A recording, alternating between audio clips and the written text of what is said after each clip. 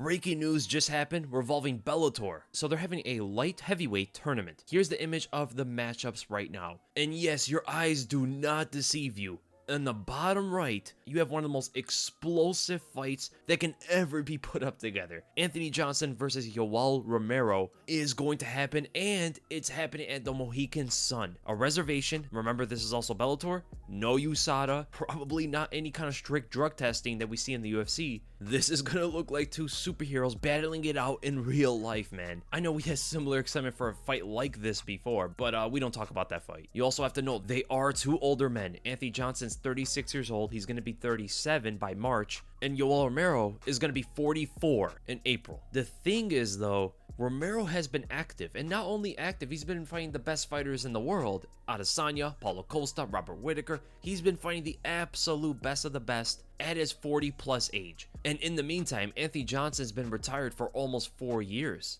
And it wasn't a normal retirement. When you retire by saying, I am not a fighter at heart, I don't like doing this, I'm just good at this, that's a different kind of retirement. You never hear fighters say that, because most fighters in the sport are what Anthony Johnson would say, a fighter at heart. So that was a bit alarming to hear from Anthony Johnson, but looking at the way he fought Daniel Cormier and when things got tough, he kind of quit on himself in the fights. That lack of heart will never change in a fighter. You either have heart or you don't. You can never develop it, you can never grow it or anything like that. You just have it or you don't. Anthony Johnson is probably going to have the same sort of mentality coming to a fight with Yoel Romero.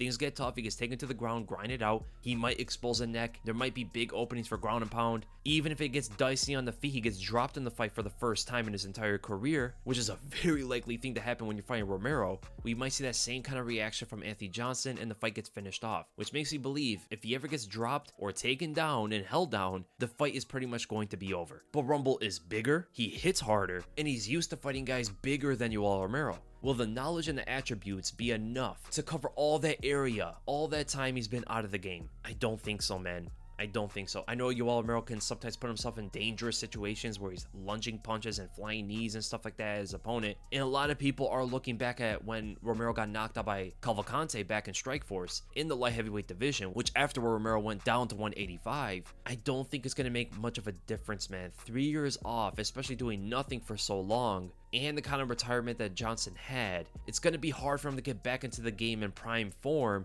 fighting someone like Yoel Romero who's been fighting the absolute best fighters in the world. Romero's only been getting better. Johnson has not. So really looking at the fight, man, I don't like it too much for Johnson. He's the more powerful guy, but he's not the better striker. He's a decent wrestler, but he's not the better wrestler. Johnson has a few weapons he always goes to. Johnson attacks a lot with the right hand, usually a right overhand or a right uppercut, and he has that lead high kick as an orthodox fighter. The lead high kick is not necessarily going to be the best weapon because they're in opposite stances. I know Johnson can sometimes switch, but he's always throwing the left kick. Romero likes to stay in southpaw for the majority of it, unless he's fighting a different style of fighter where he will take the orthodox stance, like in the rematch against Robert Whittaker, where he can fire out the right hook in closer proximity. So the right hand is the big one that's going for Johnson in this one. Right cross, right overhand, right uppercut, any of that stuff. But the thing about Yoel Romero is he's very patient and he lulls you to sleep. Johnson is the exact opposite. Johnson explodes at you right from the start of the fight. He doesn't have great cardio. Romero has way better cardio than Johnson does. So if Romero can possibly,